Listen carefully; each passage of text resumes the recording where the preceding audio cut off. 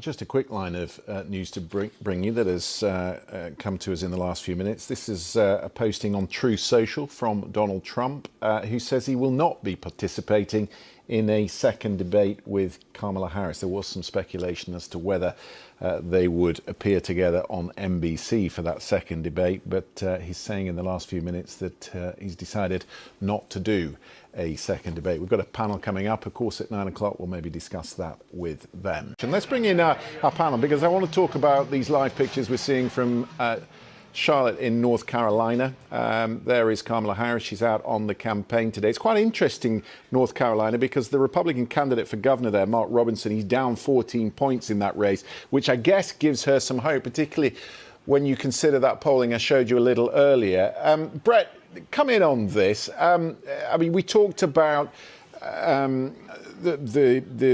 we'll come back to turnout and to cost of living, but what about this line in our headlines that there isn't going to be a second debate? Donald Trump saying tonight he thought he won the first one, he doesn't need it. Does she need a second debate?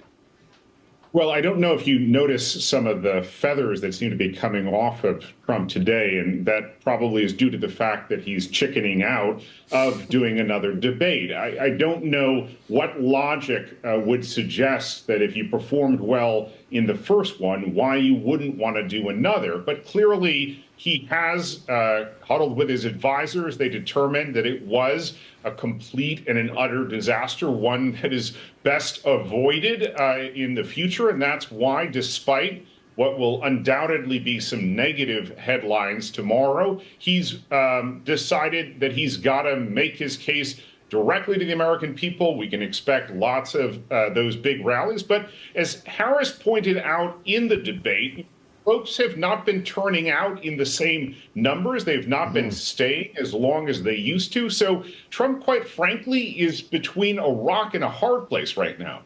Yeah, I mean, Nina, just looking at some of the lines coming out of this rally, she says she believes that we owe it to the voters to have another debate. She might well say that, given that most of the polls that we've seen gave it to her on Wednesday night. Yeah, that's right. And obviously these key swing states are crucial. And it's believed that obviously the Democratic Party believed that places like North Carolina, that last time they voted for a Democratic president, I believe was Barack Obama's election in 2008, they believed that there might be some wiggle room to actually clinch that state. Recent polling showed that perhaps even just by a margin of 0.3%, Kamala Harris might, well, at the moment be ahead there. And, you know, there's lots of sort of swing voters that she might be able to entice. But on the other hand, I should point out that obviously Robert F. Kennedy Jr. Can't run there now. It's been decided by the North Carolina Supreme Court, and he's obviously thrown his weight behind Trump. So again, it's just an example of how close to call this current election is. And then I'm sure we'll get into this later on throughout the course of the show, how a President Trump, former President Trump, would behave if indeed we saw him losing, but by a very, very close margin. Well, yeah, well, let's talk about that, Sumi, because I know covering the 2020 election and doing the numbers on the screen that night, we were looking at the Republican vote coming in early. But one of the peculiarities of Pennsylvania is that those mail-in ballots, and it does tend to be Democrats who send in the mail-in ballots, those are not tipped into the counting machines until 7 o'clock in the morning on the day of the election. So is there a risk that this time we get that red mirage again that then is swamped by the blue wave that comes in the early hours of the morning? I think, Christian, we have to be ready for that. Certainly, as you said, you know, mail-in voting is particularly popular among Democrats and also some older voters who don't necessarily want to physically go to the polls themselves. That's something that we saw play a massive role in Pennsylvania in the past. The risk there, of course, is that we see a contested narrative over who wins the state of Pennsylvania. You know, Donald Trump said a few times on that day, of course, if we see Pennsylvania turn blue, that means that they've stolen the election. That wasn't the case, obviously. no proof of that. It was simply that those mail-in ballots were counted, as you said. But that absolutely could be the case. And I think that that's something that we're going to see disputed here in Pennsylvania as well when they talk about the sanctity and the integrity of the election, and could be in other states as well that have higher mail-in voting tallies.